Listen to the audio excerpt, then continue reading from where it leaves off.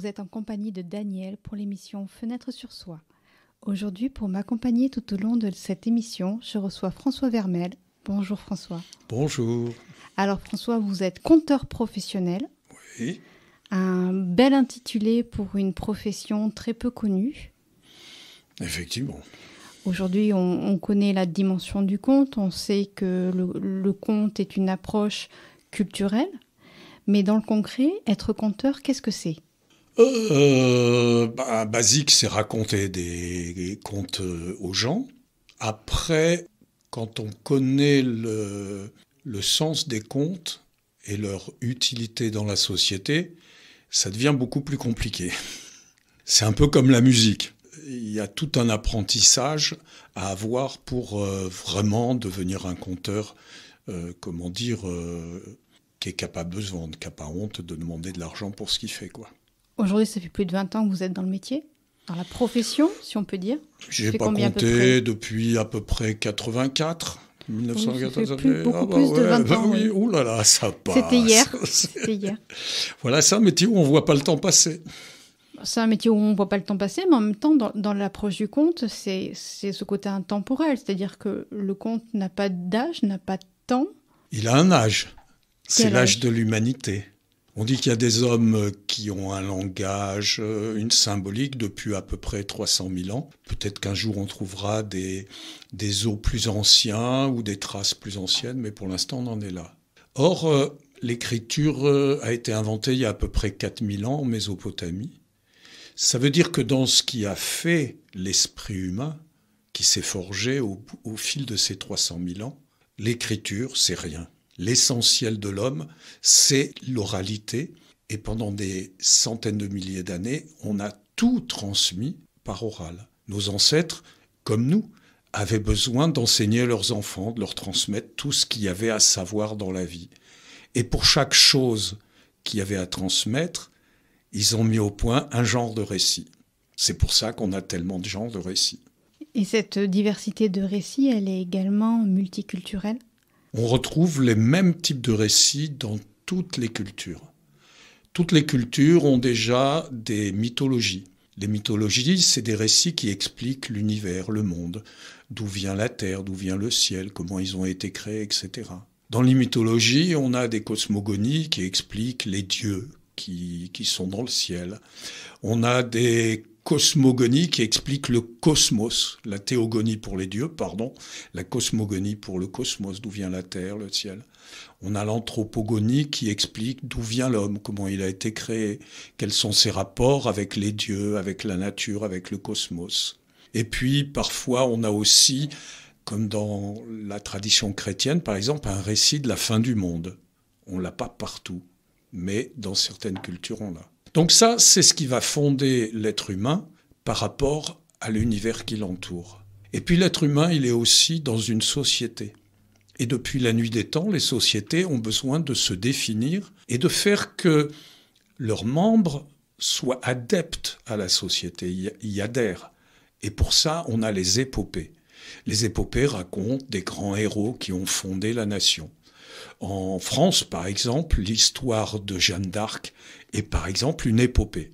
Et donc, on racontait les épopées pour créer du lien. Et les épopées, c'est presque nationaliste par moment. Quand on voit comment le Front National s'empare de Jeanne d'Arc, ça peut aller à des dérives incroyables, quoi. Et puis, le jeune qui grandit a besoin de se fonder psychiquement. C'est-à-dire d'en savoir qui il est et qu'est-ce qu'il attend dans la vie par rapport à ce qu'on attend de lui dans la société. Et là, il y a un récit qui est très particulier, c'est le conte merveilleux ou le conte de fées, qui en fait sont des récits initiatiques qui ont un double sens, le sens normal que tout le monde entend, qui est souvent un peu simpliste, mais un sens caché qui est très profond et qui s'adresse directement au monde intérieur ou à l'inconscient, selon quel vocabulaire on va employer. Dans les récits qui sont très fondateurs, il y a aussi les récits de famille, tout ce qui se raconte dans les grands repas de famille, sur la famille, tel grand-père qui a fait la guerre, la grand-tante qui a eu son cancer, qui a été à l'hôpital. Toutes ces choses qu'on raconte, ça sert aussi à créer la cellule familiale et à inscrire l'enfant dans une filiation de tous ses ancêtres. Et puis au-delà de ces 4 types de récits qu'on appelle fondateurs, puisqu'ils nous fondent dans notre regard sur le monde, on a tous les récits pratiques. Par exemple, il faut enseigner la morale, ce qui se fait, ce qui ne se fait pas. Pour ça, il y a les fables. Les fables ont une morale à la fin. Un conte merveilleux n'en a pas. Par exemple, il faut enseigner les savoirs pratiques pour l'agriculture, pour tout ça à l'époque. Ça, c'est les proverbes, les dictons. On dit par exemple, à Sainte-Catherine, tout arbre prend racine.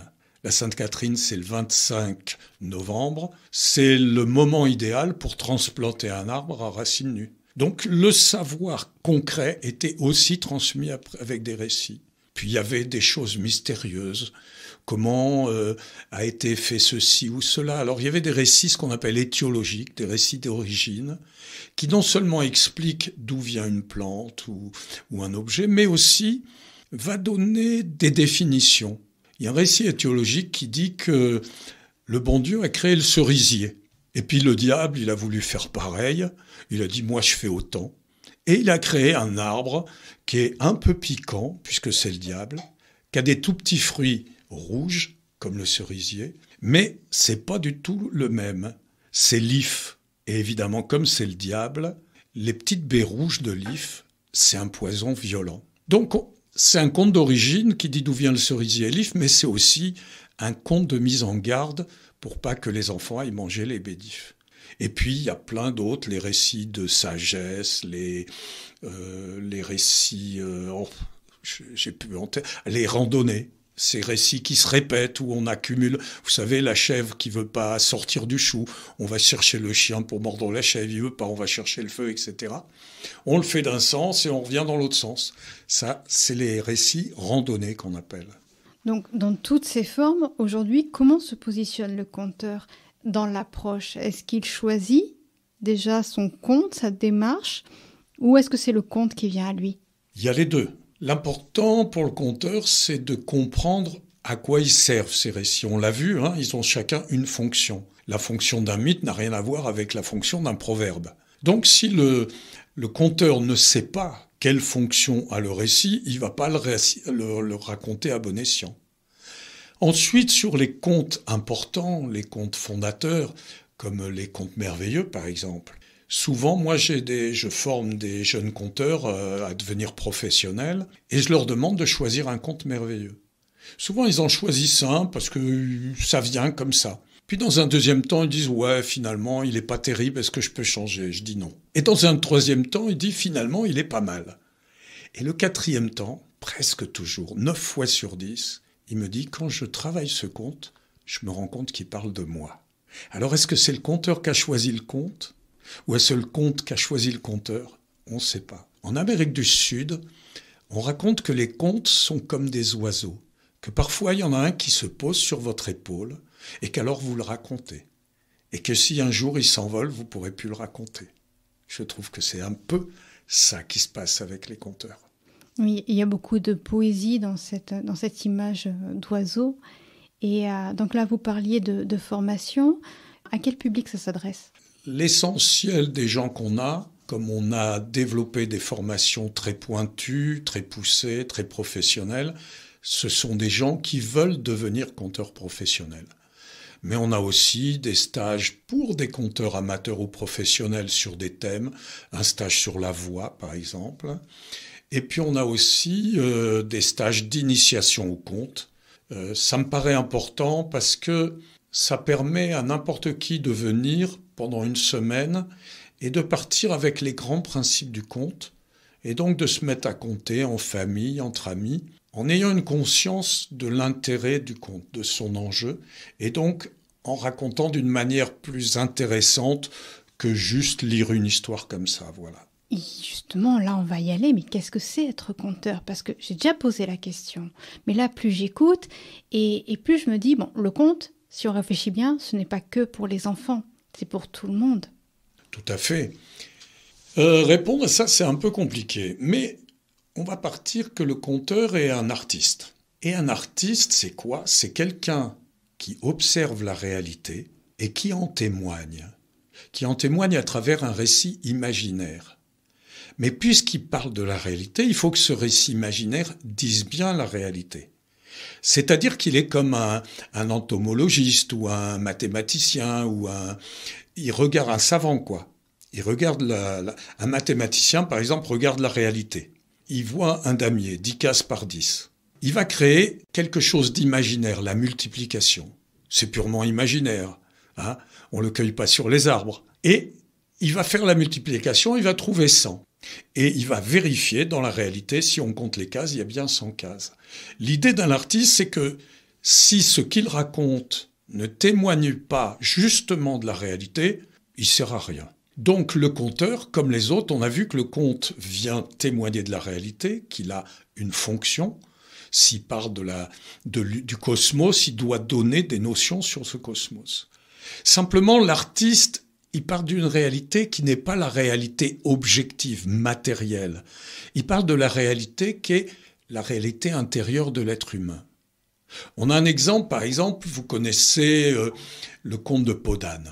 C'est un roi, il veut épouser sa fille. Évidemment, dans toutes les sociétés, l'inceste est prohibé.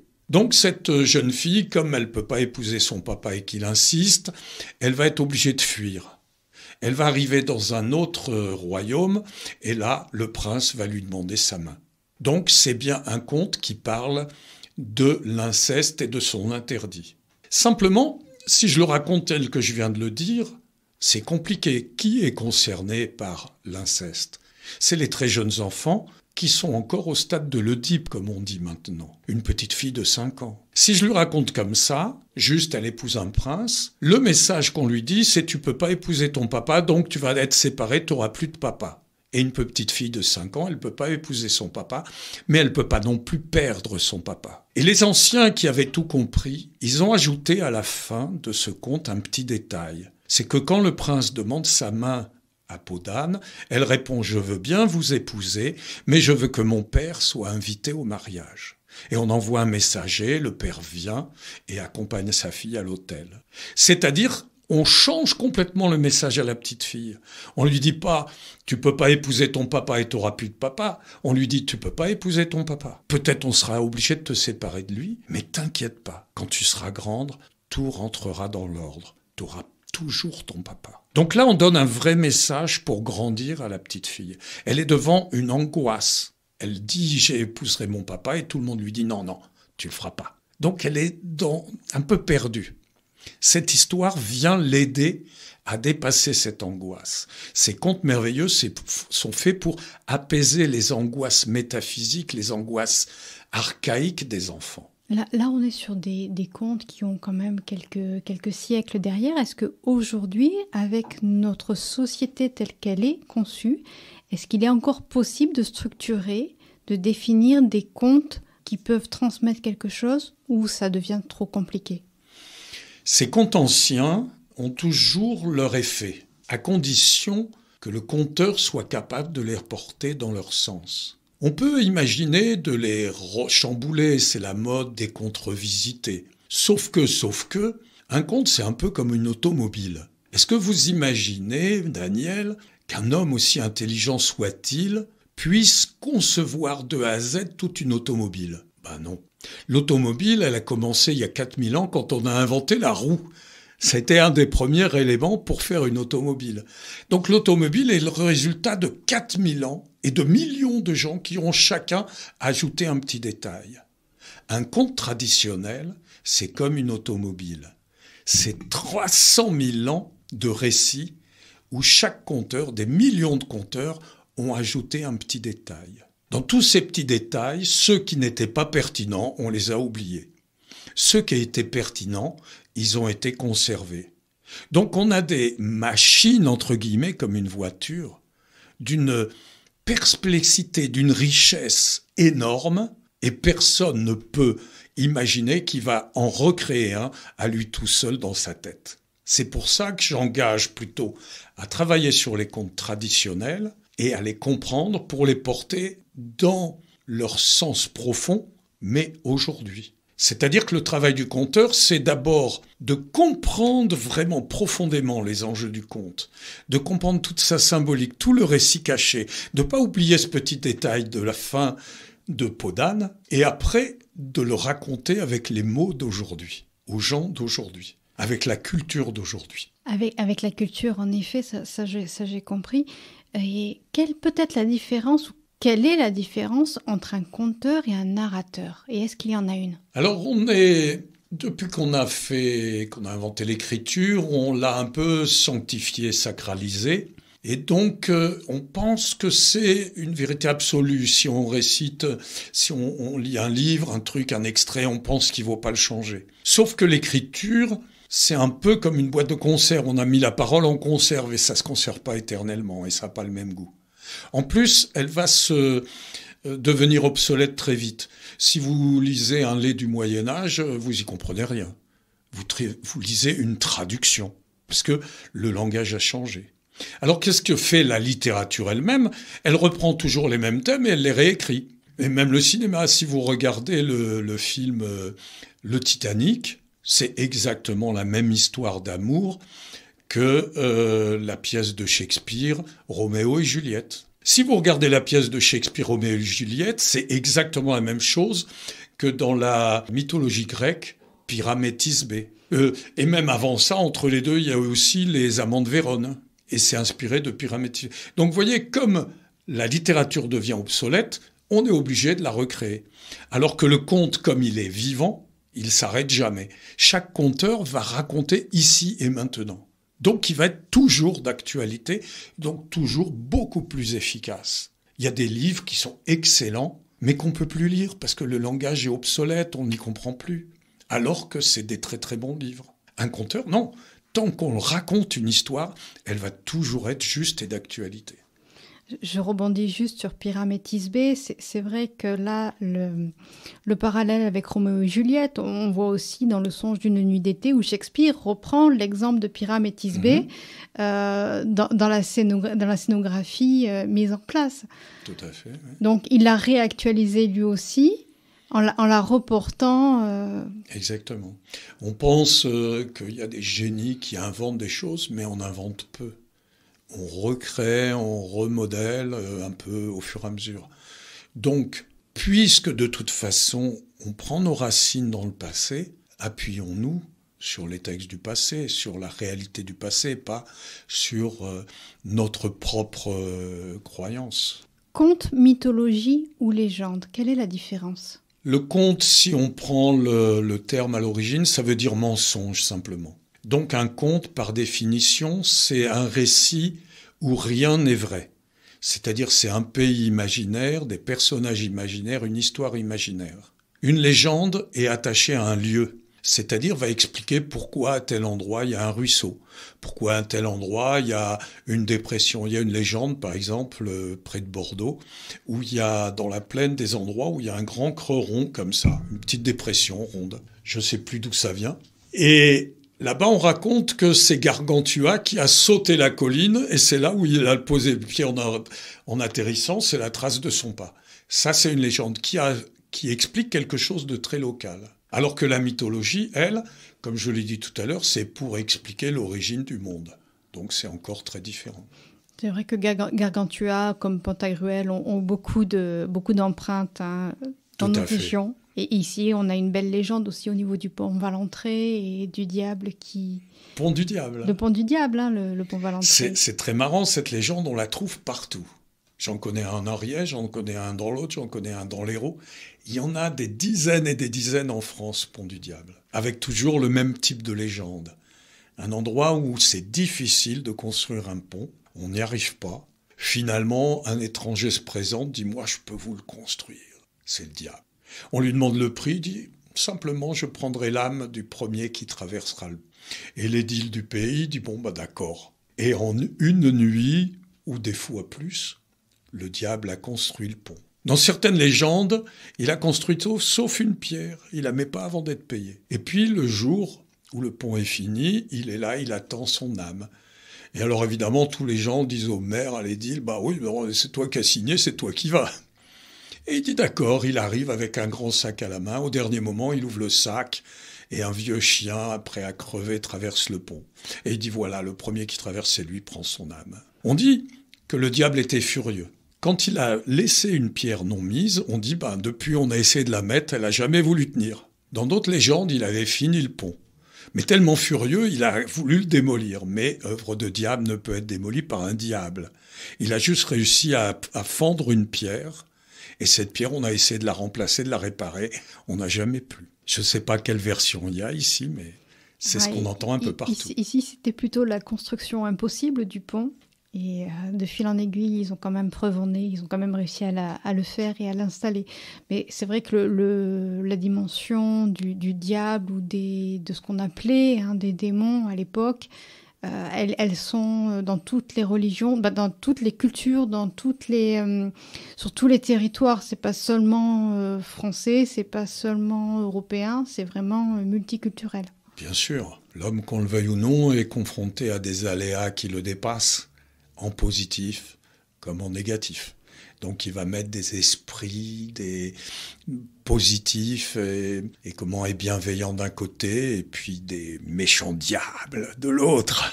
Quand on est dans la démarche d'être conteur, il est quand même important peut-être d'avoir cette ouverture de cœur et d'esprit à ouvrir à ce merveilleux, non ? Oui, l'idée c'est que il y a toutes sortes de conteurs. Je vois souvent quand dans les festivals des conteurs qui racontent tout et n'importe quoi. Et puis des qui sont vraiment ancrés, qui ont pris la peine de comprendre à quoi ça sert. Évidemment, quand on se penche là-dessus, on découvre des choses et on change, quoi. Moi, mes stagiaires, là, que la formation professionnelle dure presque 1 an, 10 mois exactement. Et tous, à la fin, ils disent « Ah ouais, c'est plus qu'un enseignement, c'est une initiation. » Ils ont le sentiment, eux, d'avoir grandi, d'avoir changé, d'avoir un autre accès à la réalité qui les entoure. Qu'est-ce qui fait qu'aujourd'hui, le métier de conteur soit si peu reconnu ? J'ai du mal à le savoir. Nous, on fait tout pour qu'il soit reconnu, mais c'était bien parti il y a 40 ans et des poussières lors du renouveau du conte. Ça s'était vraiment développé. Et là, depuis une dizaine d'années, c'est beaucoup retombé. Je pense que les conteurs y sont pour quelque chose, parce que la première génération n'a pas forcément très bien transmis le savoir. Et beaucoup d'organisateurs ont été vers ce qui paye, ce qui attire du monde, donc beaucoup plus vers des récits de vie, qui sont plus contemporains, plus accrocheurs, même s'ils n'ont pas forcément, pas toujours du moins, autant de profondeur. Il y a un autre élément, c'est que quand on conte du conte merveilleux, du conte initiatique, les gens très vite entrent dans une phase de sommeil éveillé, genre d'hypnose. C'est-à-dire qu'ils partent dans leur monde intérieur, ils sont dans l'imaginaire, ils voient même plus qu'il y a un conteur sur scène, ils sont plus là. Ça veut dire que quand ils se réveillent à la fin du spectacle, comme quand on se réveille d'un sommeil, on se rappelle plus de son rêve. Et je suis frappé dans un spectacle où il y a un conte un peu rigolo, un conte fantastique et un conte merveilleux. Quand j'interroge les gens, ils sont capables de me raconter les 2 autres, mais pas le conte merveilleux. Ils savent vaguement de quoi ça parlait, mais ils sont incapables de le raconter. Alors qu'en conte fantastique, ils vont tout de suite me le raconter d'un bout à l'autre. Donc évidemment, c'est compliqué de compter sur le bouche à oreille, de faire de la com. Quand on a une matière, les gens ils sortent, ils se rappellent plus qu'est-ce qu'ils ont entendu. Voilà. Bon, après, on voit que l'amnésie n'est pas juste spécifique au conte. On va proposer 3 histoires à quelqu'un, la personne va en oublier une. Bien sûr. Au moins une. C'est pareil pour le visuel, pour le film, pour le cinéma, c'est la même chose. C'est qu'à un moment donné, on a une capacité d'amnésie sur quelque chose. Donc c'est important que ça soit sur la dimension du merveilleux. C'est un petit peu comme si notre capacité d'imaginaire restait dans l'imaginaire et avait du mal à se densifier. Il y a ça, mais c'est surtout que on rentre dans quelque chose de tellement intime et personnel, comme une petite fille qui entend parler de son problème fondamental. Pour illustrer ça, une fois, je me souviens, je racontais Peau d'âne, et j'avais une petite fille d'environ 5 ans devant moi. Les histoires précédentes, elle était là à me bader, vous savez, l'auditrice idéale pour le conte. J'attaque donc ce récit de Podane et elle se met à regarder par la fenêtre. Et tout le long du récit de Podane, elle a regardé par la fenêtre. Et l'histoire suivante, à nouveau, elle était avec moi. Ça veut dire quoi? Que ça l'intéresse pas? Je pense que c'est l'inverse. C'était agir quelque chose qui la touchait tellement intimement qu'elle pouvait pas l'affronter en face et me regarder. Donc en regardant ailleurs, ça venait sans qu'elle aille vers. Mais c'était nécessaire, c'était peut-être celle qui avait le plus besoin de cette histoire. Et donc pour tous les gens, quand ils racontent un conte merveilleux, ça vient travailler vraiment leur monde intérieur. Et ça, c'est quelque chose de tellement intime que on n'en parle pas, quoi. C'est difficile à partager, sauf avec vraiment des proches. Mais c'est aussi tout l'univers du merveilleux en soi, en fait. Souvent, on le met dans la classification littérature jeunesse, littérature enfant, en la laissant dans cet univers-là.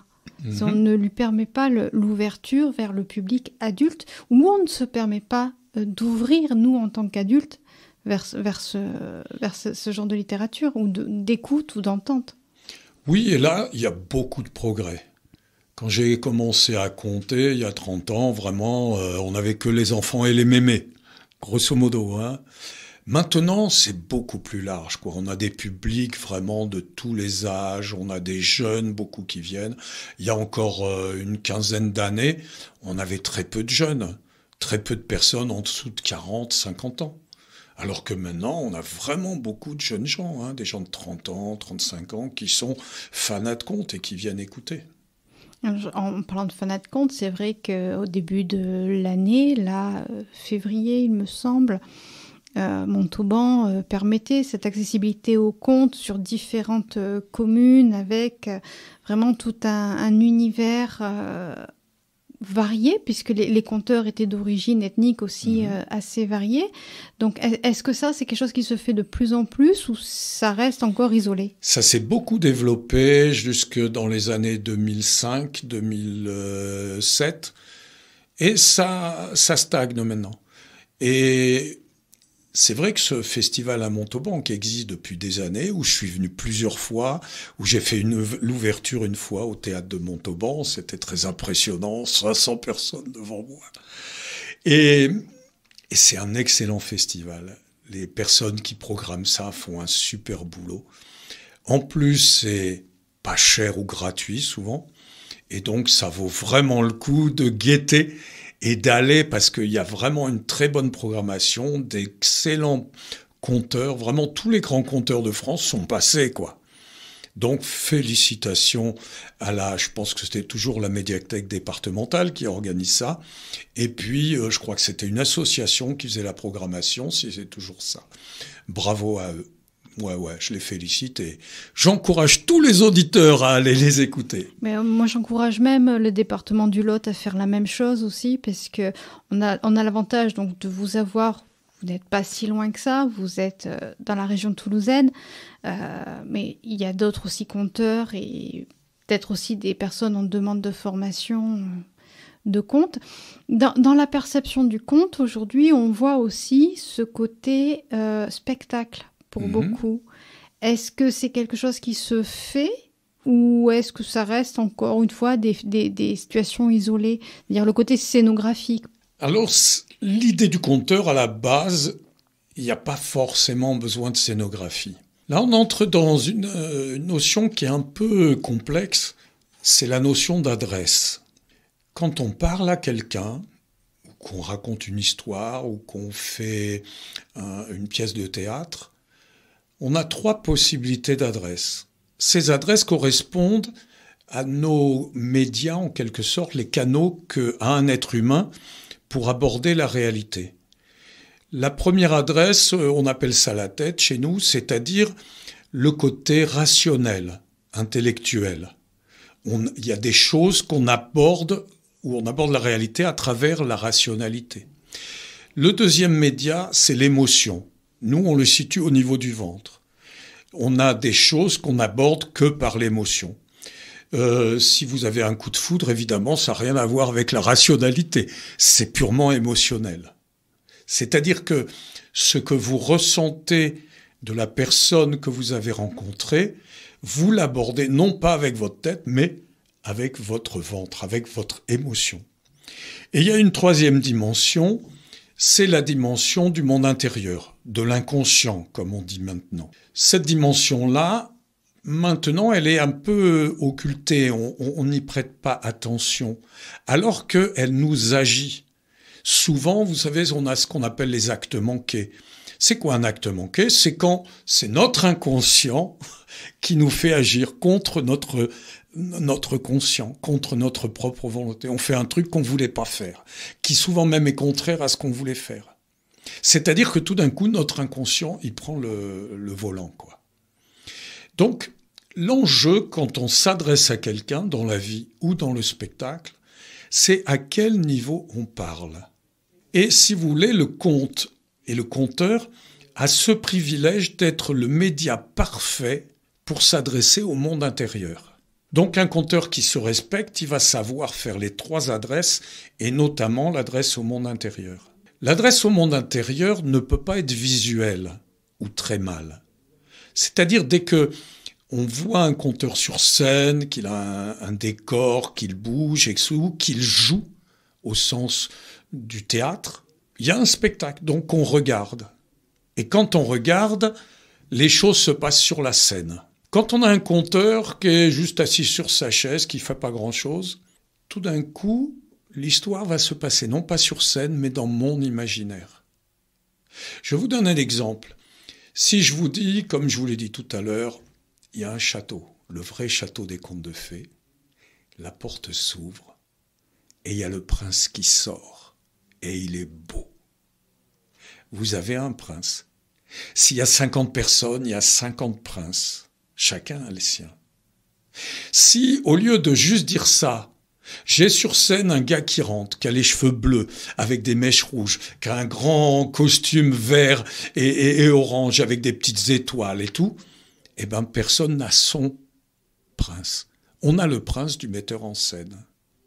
Et donc, l'art du conteur, c'est pas de mettre un prince, le mien, celui du conteur.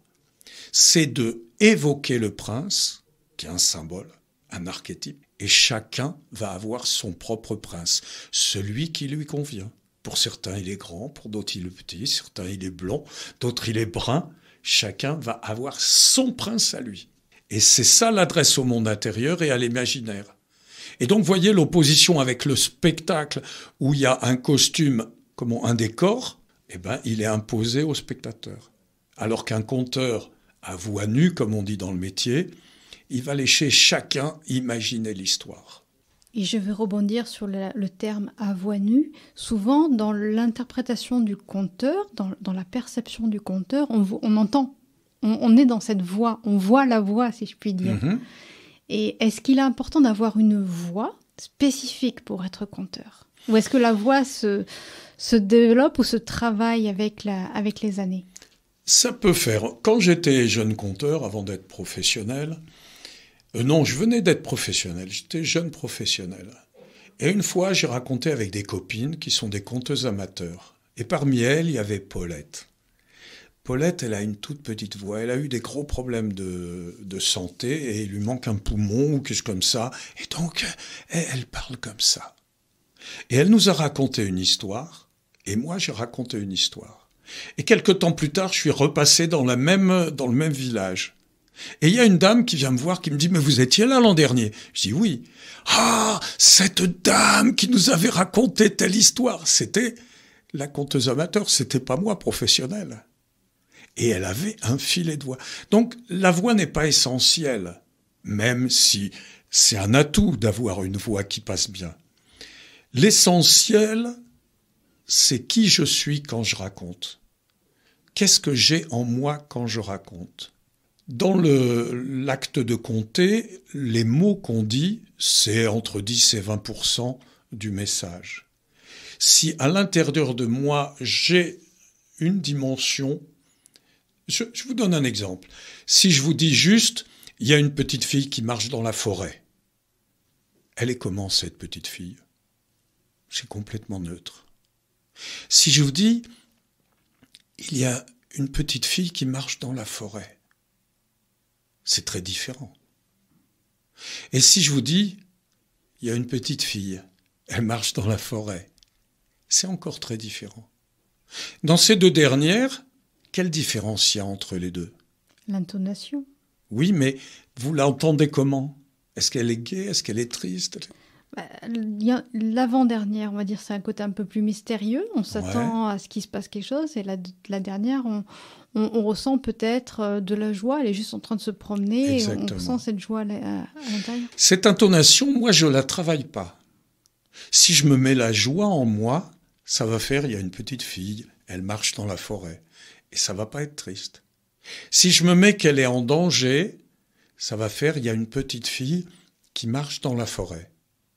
C'est-à-dire que c'est ce que j'ai à l'intérieur de moi au moment où je compte qui va guider l'intonation subtile de ma voix et qui va faire que vous allez ressentir plus mon émotion, l'émotion que j'ai mis dedans, que ce que je dis. Et on peut aller très loin. Si je dis « il y a un homme qui est en colère », c'est clair qu'il est en colère. Mais je peux utiliser deux médias, le texte et mon ton. Si je vous dis « pouf, il y a un homme, il est en colère », vous voyez, tout d'un coup, j'envoie deux messages. On arrive déjà au terme de cette émission. Le temps passe à une vitesse incroyable quand on est en bonne compagnie et porté par tant d'énergie et de passion. François Vermel, où est-ce qu'on peut vous trouver? Bien, on va sur mon site, il s'appelle conteur.net.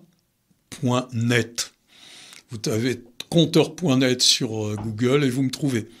Vous pouvez taper aussi François Vermel, vous tombez sur mon site. Vous pouvez aussi taper Dahu téméraire, Dahu, D-A-H-U, hein. Il n'y a comme pas le T à la fin, c'est comme le Dahu, c'est pas comme la reine Dahut, la princesse Dahut. Voilà, et là vous trouverez toutes les propositions de formation que fait cette superbe association à laquelle je collabore. Eh bien, merci infiniment pour cet instant conte, à cet instant philosophique et cet instant sociologique, parce que être conteur, c'est regrouper un petit peu tout ça, c'est d'ouvrir son champ des consciences et d'arriver à communiquer de cœur à cœur et d'âme à âme avec l'autre, avec les autres, et vous savez très bien le faire. Merci de ce que vous dites, je suis tout ému du coup.